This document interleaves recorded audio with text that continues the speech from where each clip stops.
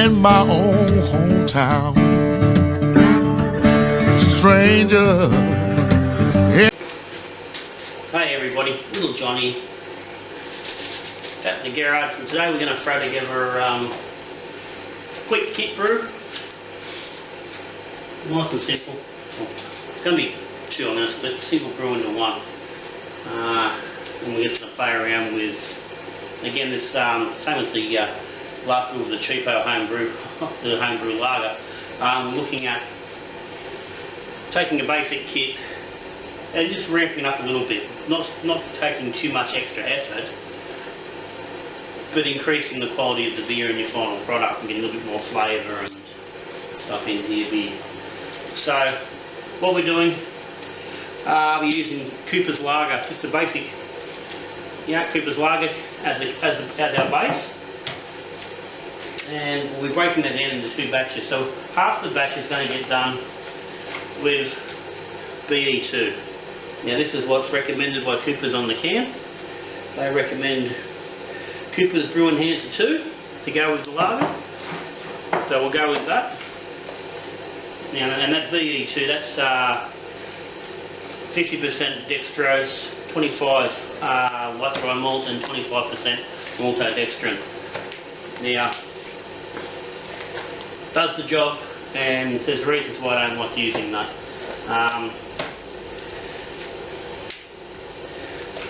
Main one is the maltodextrin. Maltodextrin really has very limited use in beer making. The reality is there's other things we should be using to get better results, to get the same effect. Obviously, you're wanting to get a nice light body into a lager, which is why they're recommending that 50% dextrose, so you're not building up the body. But then at the same time they're saying, okay, hang on, throw some maltodextrin in, which is unfermentable, which gives you more body. It's counterproductive. It really is. And the way I'd rather see that lager built up is to use some malt. Now, on this batch today I'm going to be using this liquid malt. This is just from my local home brewer, in the country brewer shop. This is their own brand. It's just light liquid malt. That's 1.5 kilos, and that's about the general size they come in. If you buy Cooper's tins, or Morgan's, or whatever brand you're using, they're generally 1.5 kilo, and that generally is perfect to go into a 23 litre batch. Now, again, because we're doing the lager, that malt is not completely fermentable. It's about 60-65% fermentable, so it leaves a little bit extra body. So what we want to do is add some dextrose. Now, again, not a big fan of using a lot of dextrose in any beers, but in this process it's necessary to get that little bit of lightness. So I'll be using about 20% dextrose. So those two combined to get the body and the alcohol that we're looking for, as opposed to this. So the first batch is just going to be those two. Second batch will be a mix of the malt and the dextrose. And what I'll also be doing is the second batch is going to get a little bit of hops in it. Again, just to put a little bit extra flavour in there. Not too much. Lager. So a malt-driven beer, we don't want a big amount of hops. So what I've got is I've got just a couple of dregs here of some Galaxy and some Motueka. Motueka's in New Zealand, Hot Galaxy obviously Australia. And those two are going to work really nice just in the tail end of the brew. So I've got about, it's actually probably about 3 litres of water just coming to a boil here. And I'm going to put a little bit of the white malt in there and do a small boil on the hops just to get them started. It's only going to be for a couple of minutes, and we'll mix that into the brew. So I'll get this mixing up in a minute. Quickly, yeast. I'll be using Nottingham on the straight kit. Again, the first thing you want to do in any kit is get yourself a decent yeast. Nottingham's a good yeast. Particularly for lagers, it works down a little bit lower, and being in the temp, I'm going to do this one ambient again in the garage here. So the Nottingham's going to probably work a little bit better. I'm ranging from sort of 14 degrees through to about 18, even sneaking up to about almost to 20 in the middle of the day. But that's going to handle that nicely. It's going to give us a nice result. I've never used it on a lager myself, but it gets a good rap. And on the second batch, I'm just going to use the slurry. This is S-189, and this came off one of the batches of the upgraded cheapo lager, which is in bottles now, waiting to get. It's a couple of days old. I've washed it. I've taken off a little bit, and I'm keeping in the yeast bank. And there's plenty there. I can put that straight on. So I've got it out of the fridge, just letting it warm up. So that's pretty much us.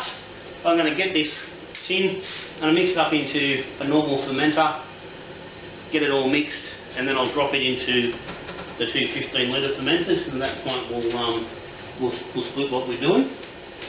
So just quickly, first thing I want to do is just get a little bit of this malt into this pot.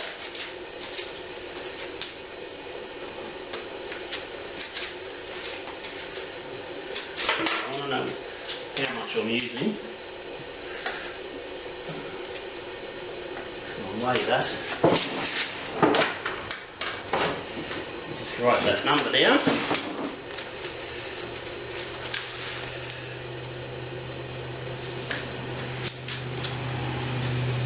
And again, with your malt, always you want that sort of 10-to-1 ratio.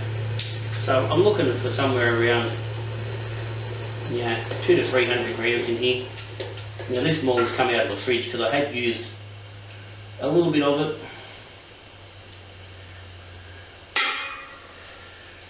for some yeast starters.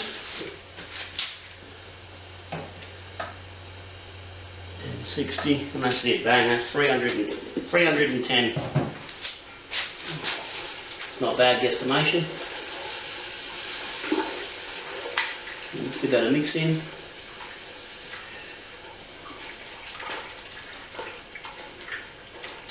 I'll just let that come back to a boil. Once that hits the boil, while I'm getting this other mix going, we'll stick the hops in there. So I'll switch off, I'll get this fermenter topped up. You don't necessarily want to watch me doing that. And we'll get back and continue on. Okay, so I've got the extract tin in there.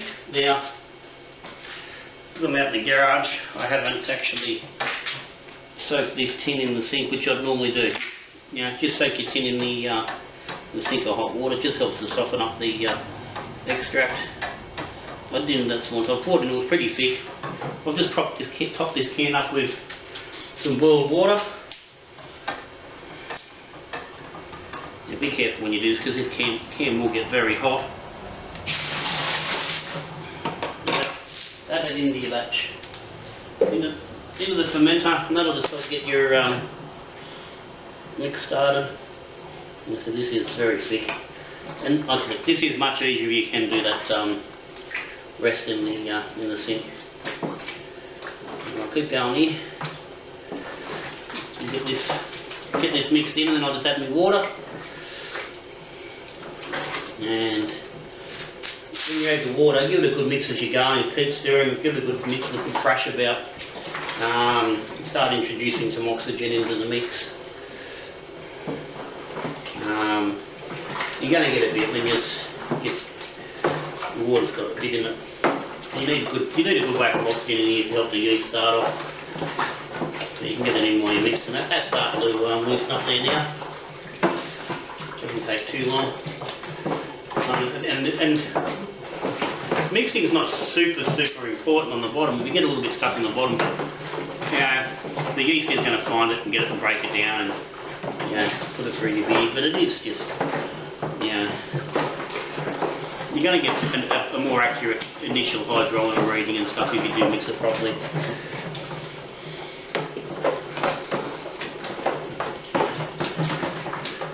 I'll get this topped up and I'll come back. Okay. Got the initial water in here mixed up. That's sitting on about 17 litres. I don't want any more than that because I've got to top one fermenter up with this. I'm going to look for about 12 litres into each of those extra fermenters. So just got to make sure I don't go over volume. So I'm just going to quickly weigh up some of these hops.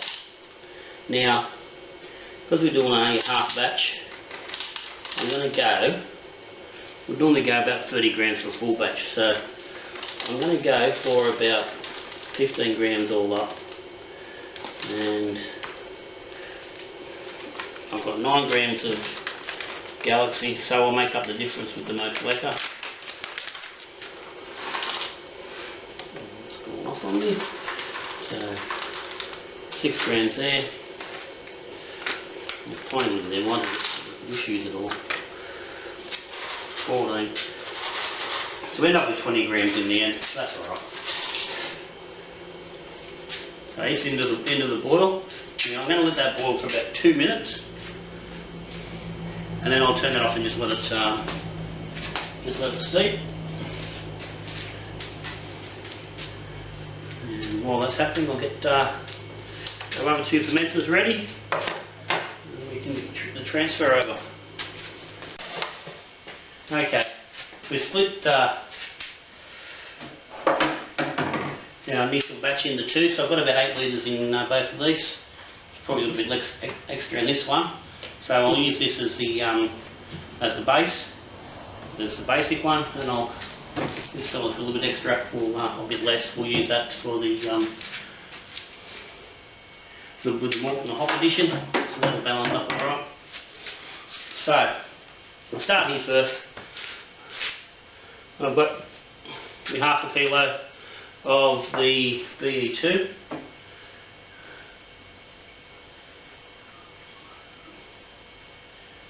And we'll just dump this in.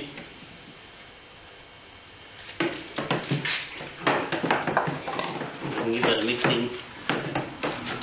Now it won't dissolve straight away, it'll be a little bit lumpy. That's all good. A good mix, and again this is giving that aeration. Now, what you will quite often, or you will find with BE2 is that your alcohol content is going to be a little bit on the lower side. Now, it says on here, in 23 litres, if you use a kilo, you're going to get 4.5%. Now, that will be in the bottle, I'd imagine. We'll use half of that, so going to be somewhere in that much. So, if you want a little bit extra alcohol, and you need to add a little bit more to it, and that's where you can add a little bit of dextrose. Each 100 grams of dextrose in your final full batch is going to give you somewhere around 0.1% of alcohol, roughly. So you can throw 100 or 200 grams extra of dextrose in to boost that up if that's what you want. The other option you can do is you can cut down your actual final volume. A lot of people do that. Instead of mixing up to 23, bring it down to 21 or 22. A lot of people find that increases your maltiness a little bit and gives you a little bit more body and flavour as well. That's something you can play around with. Okay, so that's mixed in. That's pretty well good to go. We just need to top that one up. So we'll just snip him over out of the way for a minute. And we come back over here. Now, so we've got this hop mix boiled. It's just been sitting there. It's been sitting for a couple of minutes, just having a nice little steep. So those hops are now at the point where they're going to give us a little bit of aroma into the finished brew, but they're also going to give us a nice little whack of flavour. Now, we want to get this malt.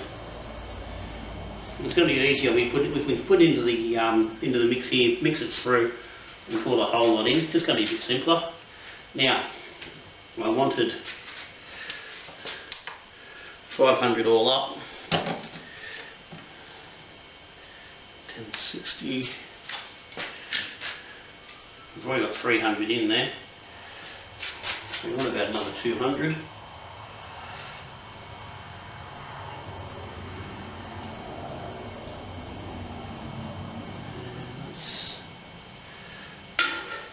probably about our mark. About 350 in there. So I'll just write that down. So we've got about 700 grams of the malt in there all up.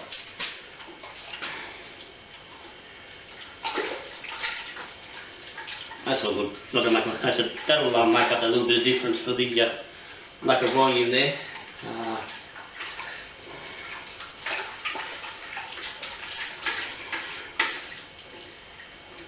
And that's probably close to where we want to be anyway, actually. I think, yeah, 700 grams, we want a 1.5, so that's actually our half a mix, isn't it? So that's all good. We'll let that go for a second. Now, as I was saying, what we want to do with that, because we're going to have those unfermentables and that's going to add an extra body, we want a little bit of dextrose. So, yeah, bag of dex. And in a full batch I'd normally go about a few hundred grams of dextrose. So for this fella will go 100.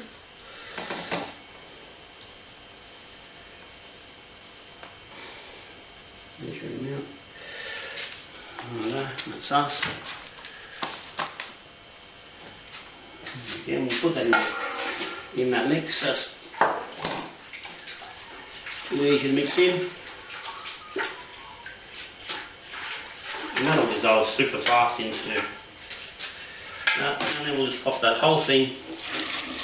Hops and all, we don't worry about straining it, there's not a lot of hops in there, and I'll just continue during the mix to impart that bit of flavour.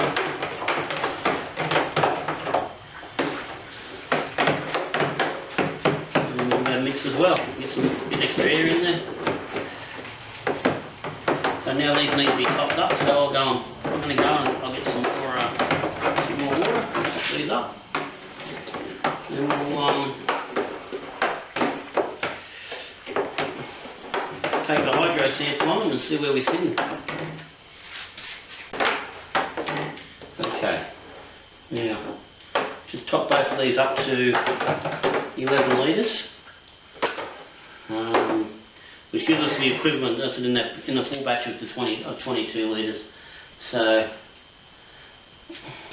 possibly a little bit over 11, but in that sort of range. So just get a quick hydro sample on these. Now this fella's a little bit warmer, so because it has that bit of extra boiling stuff put in there. And we may need to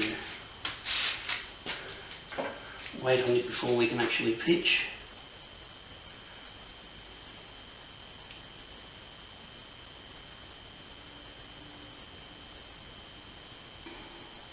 Yeah, not too bad. It's about 25 degrees, so it won't take too long to come down. And it's not going to really affect our hydro reading, which will be sitting on pretty much down on 1040.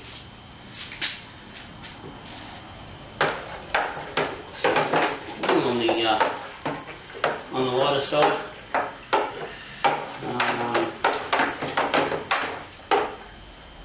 We get 75% attenuation from the yeast, which is minimum we sort of expect. That's going to come out somewhere around 4%, 4.1%. Oh, no, about 4.3% in the bottle, which is alright. So,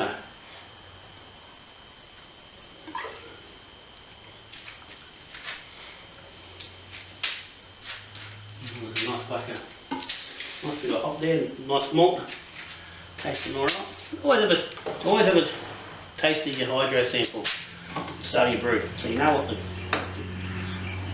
what the tastes are like. Get an idea of what things are like before they start off. Give you an indication of where you're going to finish.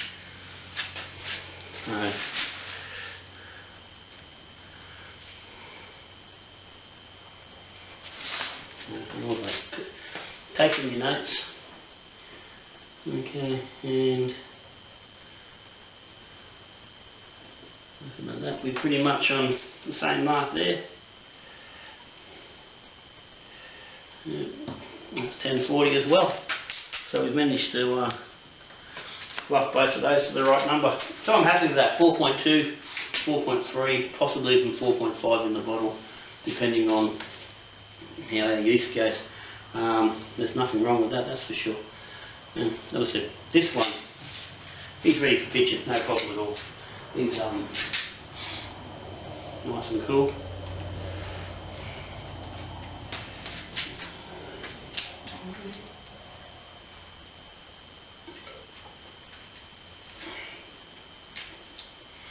Now that's obviously a completely different flavour. The malt's more favourable there, you know, more noticeable without the hops. Cleaner, so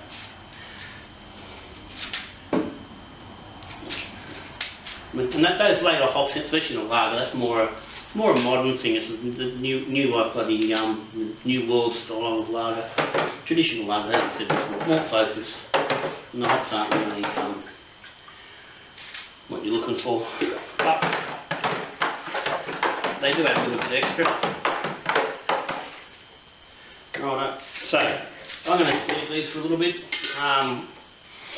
waiting for the yeast to actually come up properly to room temp. I will rehydrate this Nottingham. I want to give it the best start I can, so I'm not just going to pitch it in dry. Again, there's other videos about yeast rehydration and how much yeast you should use. Be using a full pack in this half batch, which is in line with using 2 packs per batch, or roughly the 1 gram of dry yeast per litre. But you should always rehydrate, and that'll give me this good time. Also, let that S-189 come up to temp as well. So pop a lid on those so they don't get any bugs or anything in them. I'll let these sit for about an hour. I'm going to go and